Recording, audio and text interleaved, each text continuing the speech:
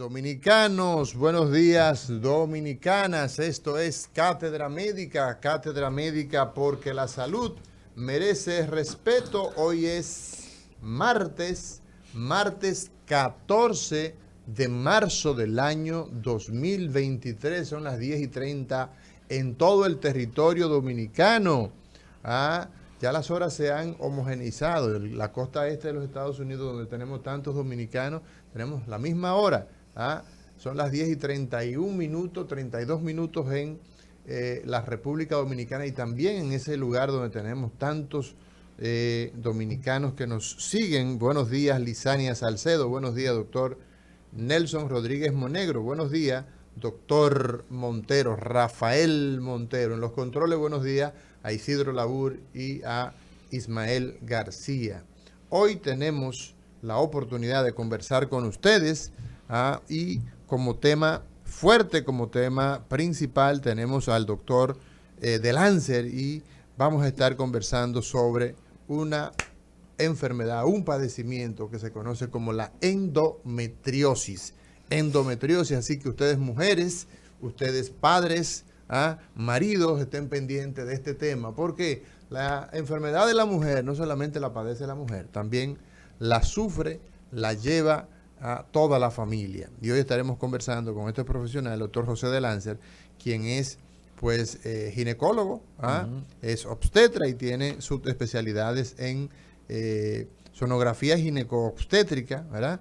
Así que estaremos conversando con él de este tema tan interesante que tiene tanto impacto.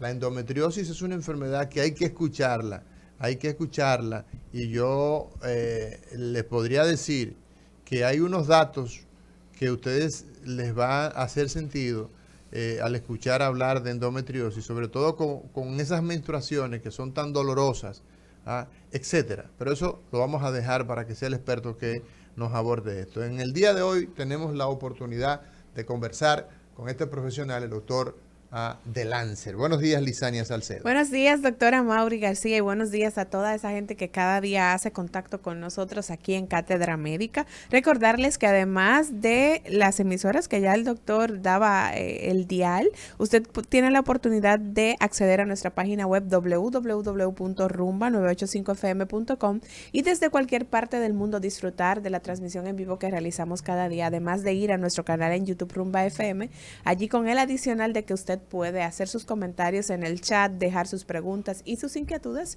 y nosotros aquí vamos a estar pendientes. Nuestras líneas de contacto para que usted se comunique con nosotros durante esta hora y media de programa son 809-682-9850 y la línea internacional 833-380-0062. Buenos días, doctor Rafael Montero. Buenos días, Lisania. Buenos días a Mauri, Nelson, La Fontaine y nuestro amigo José de Lancer, que están en esta mañana con nosotros, y al público que nos escucha cada día en este programa, recibiendo las orientaciones sobre su salud y para vivir mejor cada día. Así que bienvenidos a todos y todas y les esperamos con sus llamadas para trabajar sobre este tema tan interesante sobre la endometriosis, que trabajaremos con el profesor José de Lancer. Bueno, mira, en el día de hoy nosotros vamos a aprovechar. La semana pasada nosotros tuvimos la oportunidad de estar en una jornada que ya la gente pues la conoce de nuestra participación en esta jornada humanitaria en salud que llevamos de la mano de la Sociedad Médico-Dental Dominicana de Nueva York y que en esta ocasión estuvimos en la provincia Monseñor Noel, en Bonao. Estuvimos 5 días trabajando con la población más desposeída en una jornada que básicamente lo que pretende es mitigar algunos aspectos como el tema, por ejemplo, odontológico. La odontología es bastante cara, es bastante difícil y nosotros pues realizamos esta jornada en ese frente, en el frente odontológico, también en el oftalmológico, cirugía general, donde se llevan a cabo varios procedimientos que tienen que ver con corrección de hernias inguinales, colecistectomía, o sea, cirugía de vesícula, cirugías un poco más complejas en hospitales ya aquí en Santo Domingo, pero que vienen como parte de esa misión humanitaria. Y la verdad es que siempre nos llena de mucho placer y regocijo el poder darle a la gente que no puede acercarse muchas veces donde existen estas posibilidades. Y por ejemplo, nosotros vemos miles de pacientes y la verdad es que cuando una persona tiene recuerdo el caso de un joven que cuando ya le habían puesto sus dientes, una prótesis total superior, me decía que yo le preguntaba que cuál era el problema más importante que padecía con el tema de la falta de dientes. Me decía, bueno, a pesar de que como con dificultad, tipo joven, 40 años, me rechazaron de un trabajo porque no tenía dientes. O sea, sí. Y el poder llevarle a miles de personas soluciones, porque son miles de pacientes que se atienden en esa jornada. Estamos hablando de cientos, de miles de pacientes que se atienden con extracciones de piezas dentarias, con el tema de las profilaxis, o sea, el tapar una carie, en fin, pero el restablecerle su dentadura con prótesis parciales y totales es una labor que la gente lo recibe y le ayuda mucho y le cambia la vida a mucha gente.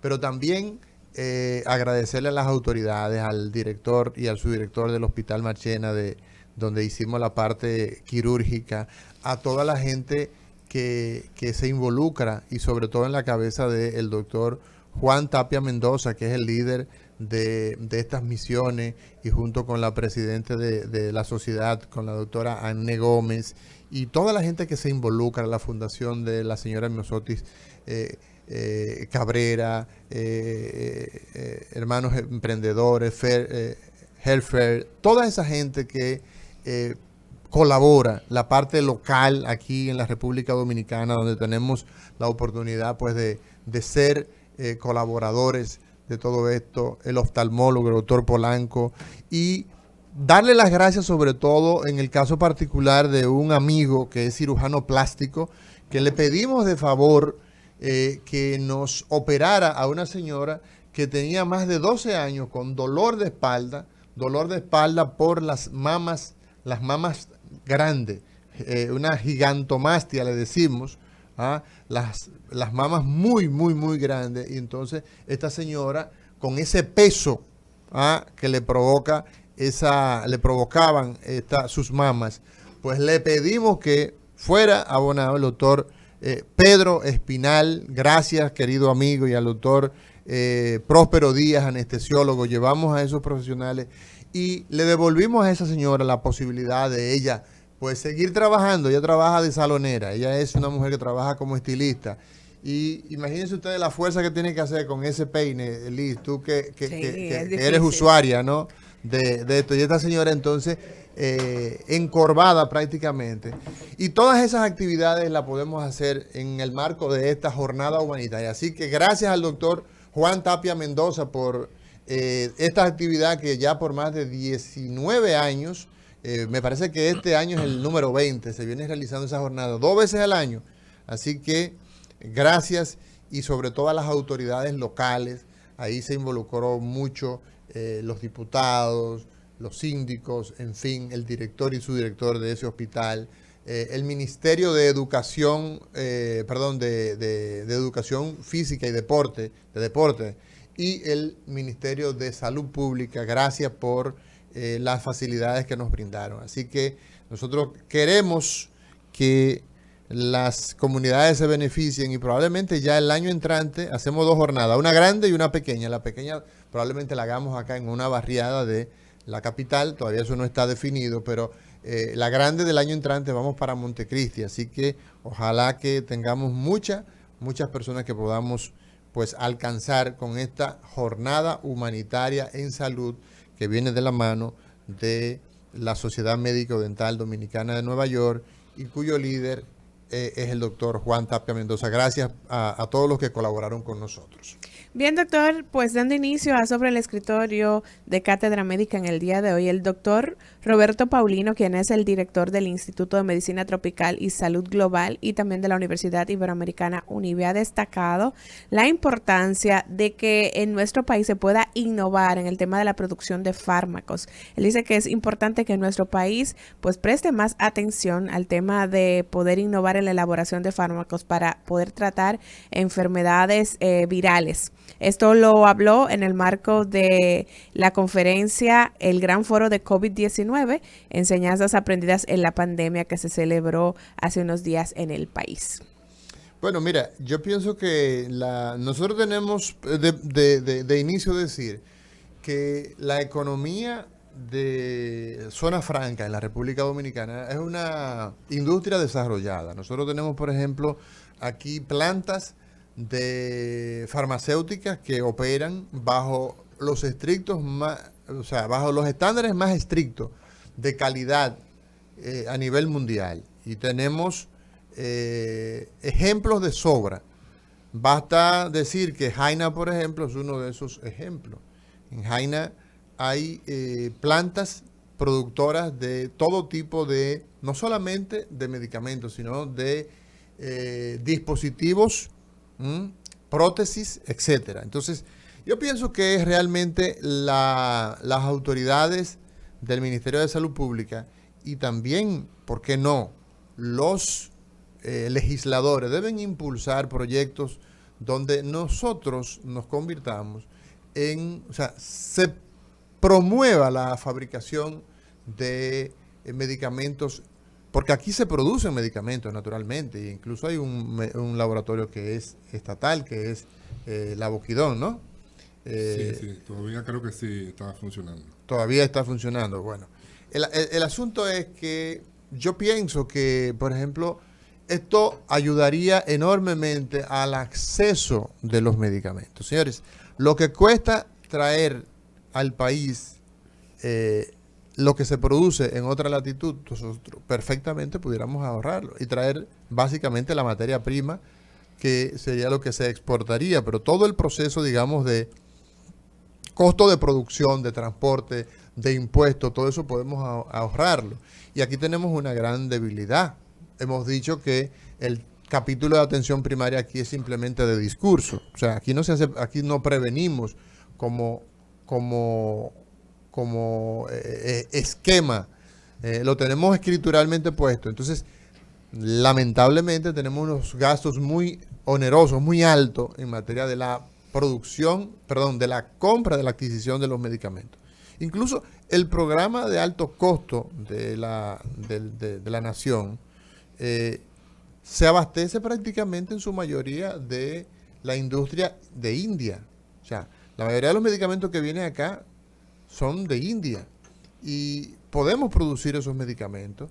Por lo tanto, ahí habría que ver que esto no se quede simplemente como parte de una conferencia de una charla que se ha dado en este marco de este foro, del gran foro COVID-19, sobre las enseñanzas aprendidas. Tenemos que autogestionarlo.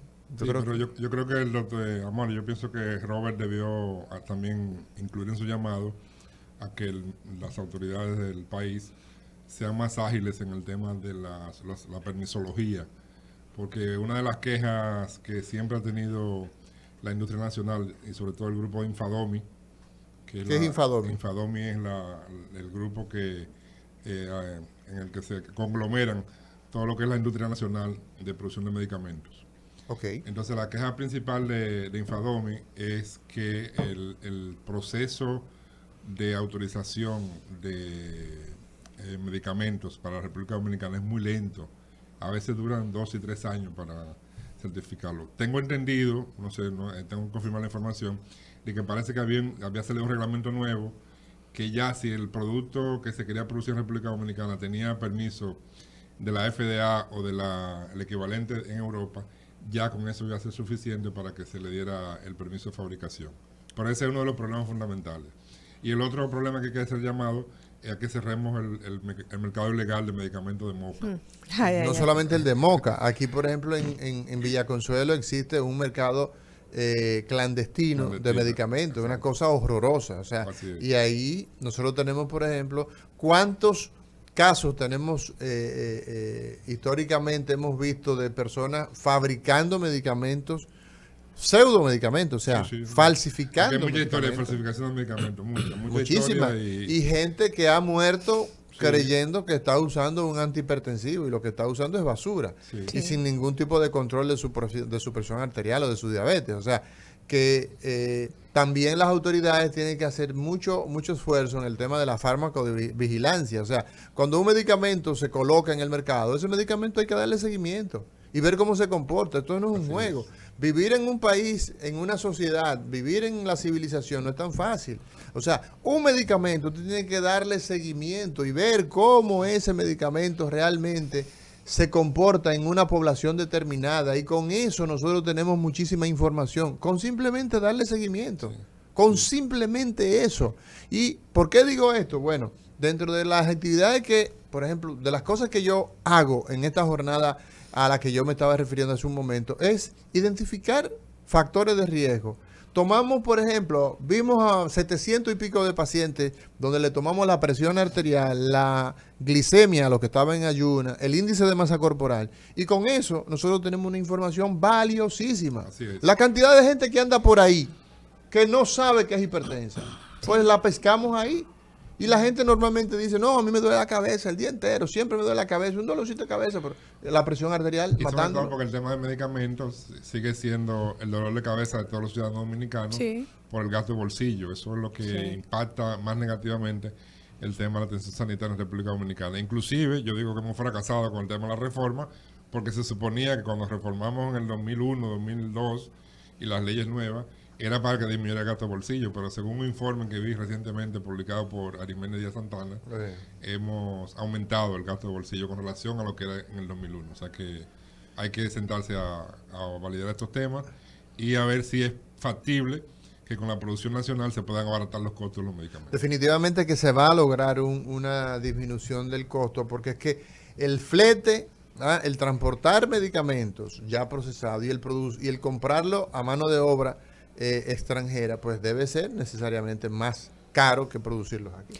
Así es. Bueno, avanzando con las informaciones, el Colegio Médico Dominicano está denunciando agresión a los médicos residentes, una vez más. La regional del Colegio Médico Dominicano del Distrito Nacional, junto a la filial de la provincia Santo Domingo, ha denunciado violencia y agresiones al personal médico de la maternidad de Los Minas. De acuerdo al reporte que detalla esta nota, se trató de una residente que fue agredida por la madre de una paciente sin razones algunas, simplemente arremetió contra la doctora. Sí, bueno, nosotros vemos, por ejemplo, los que hemos hecho residencia, y para la gente que nos está escuchando, residencia es el periodo de formación, de especialización que hace un médico, como prácticamente vive en ese hospital, entonces se le dice residente, reside, ¿no?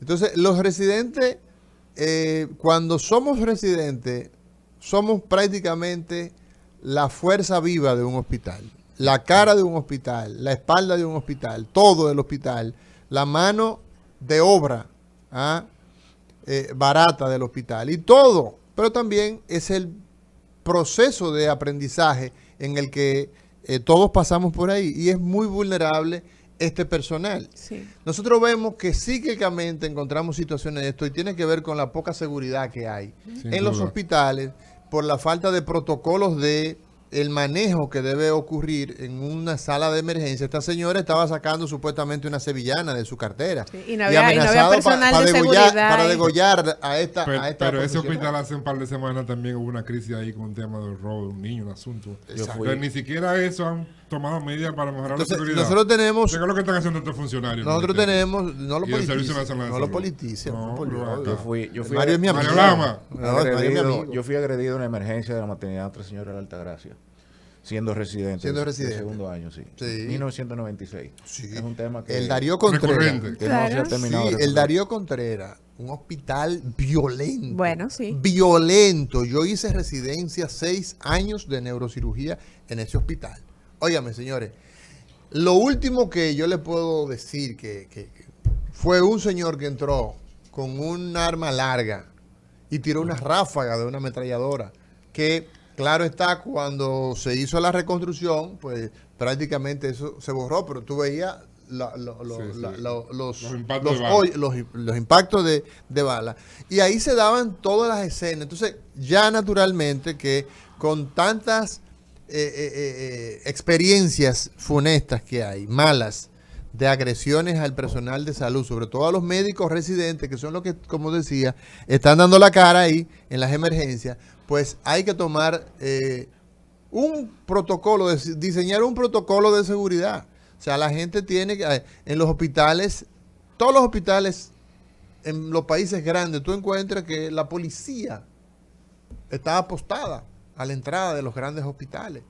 Y la gente pasa por máquinas de ¿cómo se llama? Sus carteras, su equipaje, lo pasa por una máquina de rayos X para ver qué es lo que usted lleva ahí, Sí. porque se pueden evitar desgracias. Aquí yo recuerdo cuando era médico interno en el hospital,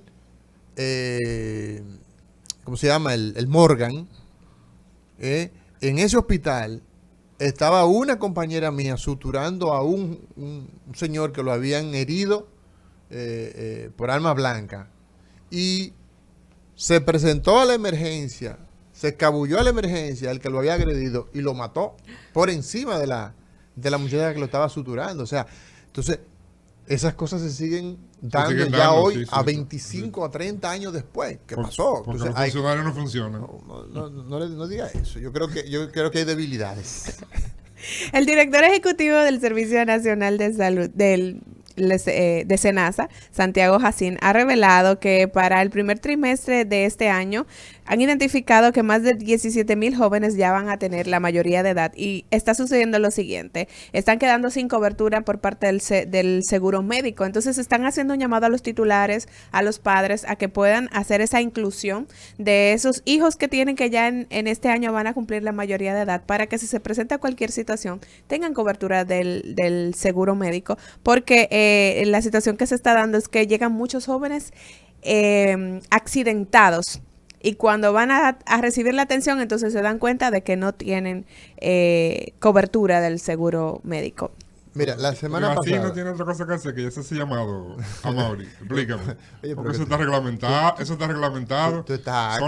Son los padres que tienen que asumir esa responsabilidad. Bueno, pero él como el director del SENASA está viendo la problemática de que van a tocar... Está preocupado que se va a perder 17,000 personas de su afiliación y que va a recibir menos dinero. No, No, pero es correcto. Mira, la semana antes pasada, yo recibí la llamada de un colega, de un neurocirujano, que me decía: mira, tengo un caso de un paciente que tiene una hemorragia subaranoidea y pensamos que es un aneurisma.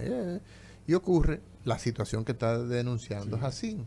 Esa persona no tenía el seguro al día. No estaba al día. Y entonces imagínate, cuando, o sea el seguro estatal o un seguro privado, si usted no tiene cobertura, no le cubre. No le cubre. SENASA hace excepciones.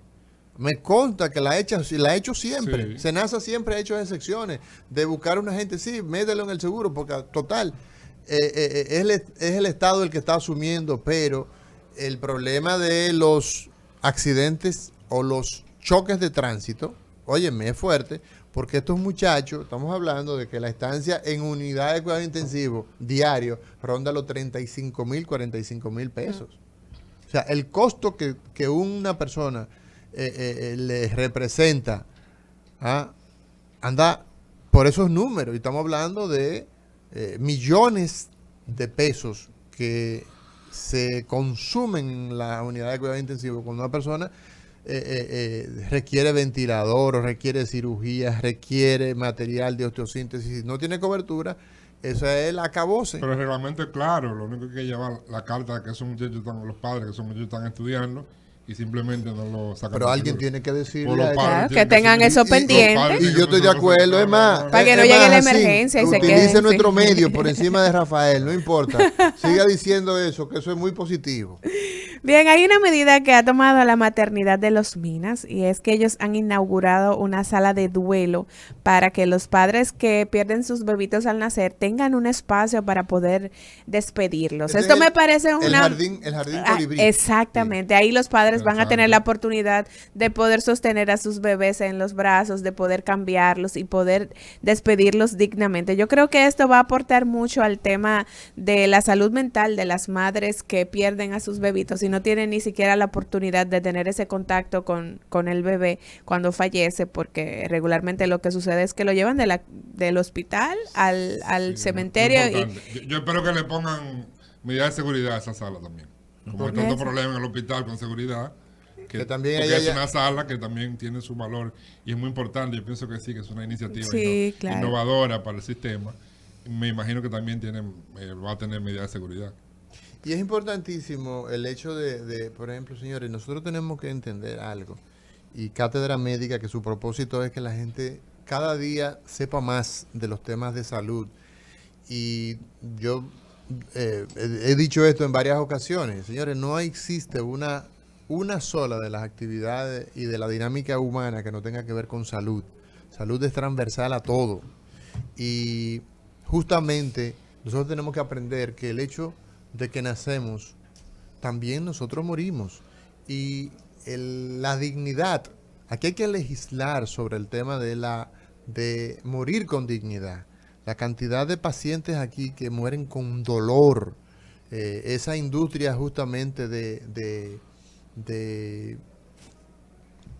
digamos, aquí, caramba, los hospitales nuestros, hay pacientes que ya tienen una condición terminal o degenerativa u oncológica, en fin, y sabemos que estas personas pues van a fallecer. Debemos legislar, señores, pero nuestros congresistas solamente se dedican a estar cabildeando los recursos que salen y no a legislar, a producir piezas legales donde usted tenga condiciones para bien morir. Hay que legislar sobre eso. Aquí nosotros tenemos que tener instituciones, centros donde la gente pueda fallecer con todas las garantías de un ser humano. Y eso no existe. Esa situación aquí adolecemos. Una persona, yo tuve la situación desafortunada de un hermano joven. Eso fue el año pasado, perdí a mi hermano Omar en Estados Unidos y a Omar se le llevó a un centro donde se le suministraba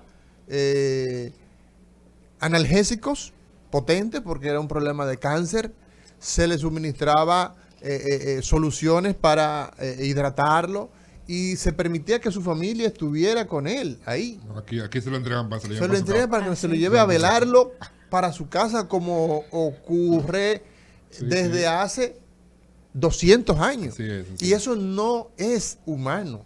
Eso El no trauma para una familia de que le fallezca un pariente en casa, es, y eso no es terrible. saber qué hacer. Sí, ese es un Porque, Terrible. ¿qué es lo que complejo. cuando una persona empieza con dificultad respiratoria, tú lo que quieres es que esa persona, pues naturalmente, y sale corriendo con él para el hospital? Y el desastre, o sea, toda esa tragedia, tenemos que empezar a normatizarlo, a legislar para que existan instituciones que ahí en la maternidad, ¿qué ocurre? Se nace y en esos centros se muere, sí. pero se muere como nacemos con dignidad, así también debemos morir con dignidad. Entonces, Nosotros, un llamado, nosotros estamos haciendo es más, el senador, estudio para que la próxima legislatura sea uno de los temas que se discuta en el Congreso Nacional. Porque efectivamente en muchos países ya se ha legislado sobre el tema de lo que se y yo llama tengo un la amigo muerte que digna. es un abogado, un muchacho Y- joven. A él no le gusta que lo estén vinculando mucho, pero es porque los dos son Rodríguez los dos. Son Rodríguez los dos. Óyeme, ese muchacho es tremendo abogado. Sí. Jaime, ese muchacho están trabajando en una intención de esa naturaleza. Sí. recuerdo que me habló de ese asunto. Así que yo espero que esa situación se estimule de esa sala de duelo, de despedir a los bebés, Y que se extienda a las otras se extienda a maternidades, las ¿no? otras maternidades, Así claro es. que sí. Y provocar esto que estamos hablando nosotros hoy en Cátedra Médica, de que tengamos la posibilidad ¿de qué? De que la gente aquí muera con dignidad. Hay que crear espacio para eso. Señor director, vamos a una pausa y en breve entramos con el doctor de Lancer, hoy hablando de endometriosis.